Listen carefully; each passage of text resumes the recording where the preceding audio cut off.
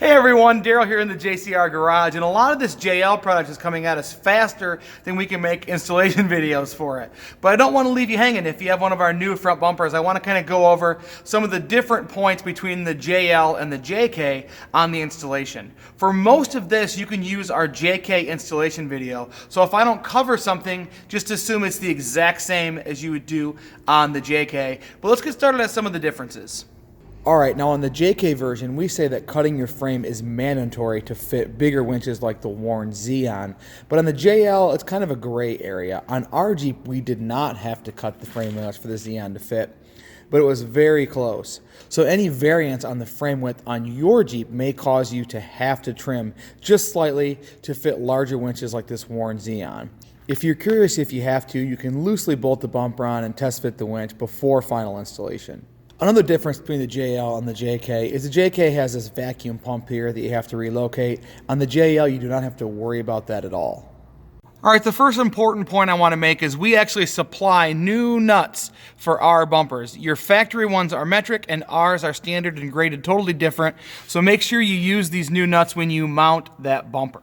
On the JL, they have these bumper support brackets. You can leave these on the outside of the frame on both sides. Just go ahead and leave them. You may want to loosen this bolt up before you install the bumper, and that'll help you get a little more clearance to install that bumper, and you're not fighting two misaligned holes or whatever. But once you get the bumper on and get these two bolts tight, you can go ahead and tighten down these factory brackets on each side.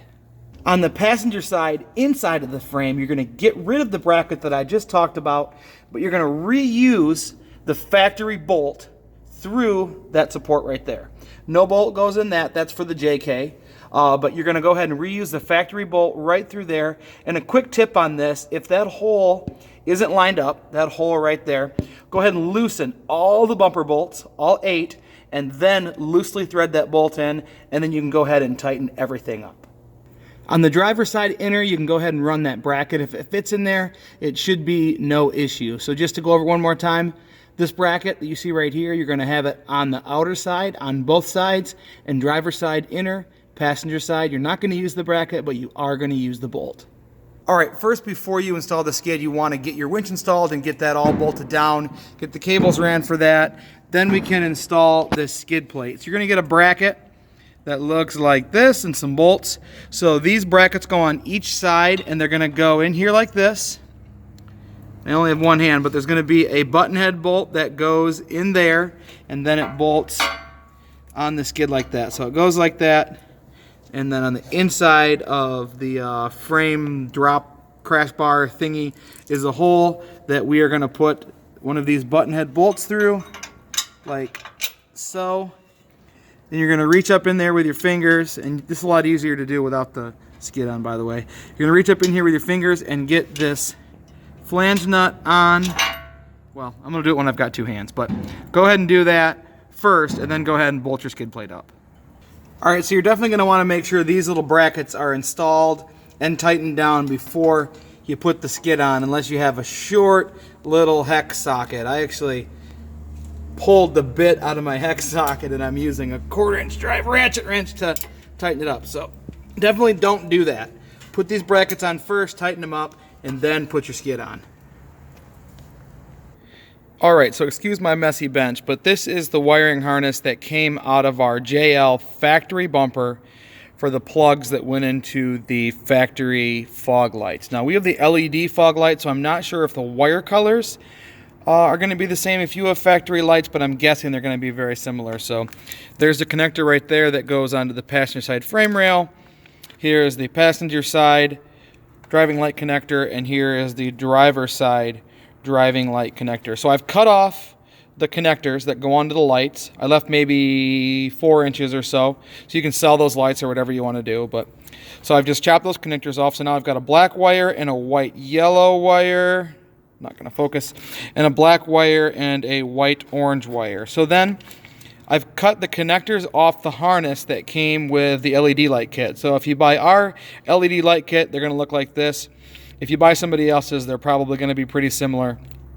So I chop these off, and on our lights, I know for sure that red is positive and black is negative. If you don't have our lights, you might want to double check on that, but most times you're going to find that. So what I'm going to do now is I'm going to take these heat shrink connectors here, and I'm going to heat shrink these LED light pigtails right onto the factory wire. So I'm going to go black to black, and then white orange to red on one side, and then black to black and white yellow to red on the other side. So I'm going to heat shrink that all up. I'm going to seal those down, and then I'm going to tape it, and then I'm going to route this harness on the new JCR bumper. All right, now depending on your lights, the height of the light with this bracket may be a little tall, but there's a trick. You can actually take this bracket and turn it 180 degrees on the light. So unbolt it, flip the bracket, and bolt it back on again, and then it will actually be shorter. All right, there you go. Now with that bracket turned, it mounts farther backwards from center line from the light, but our brackets and our bumpers can take care of that, no problem. And it's way lower. You can see how more low profile it is. So one thing you want to do is grab the mounting hardware for your light, if it's a carriage bolt or whatever, and stick that in first, because once you tighten this light down, you won't be able to get that bolt in there at all. So go ahead and do that. Tighten this light down, and then they should pop right in the slots.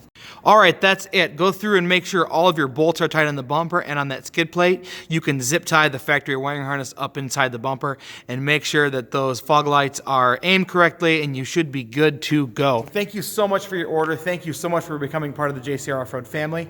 If you have any questions, comments, or concerns about this product or any of our products, give us a call. 269-353-1184, or shoot us an email at tech@jcr.us. Thank you so much. We'll talk to you soon.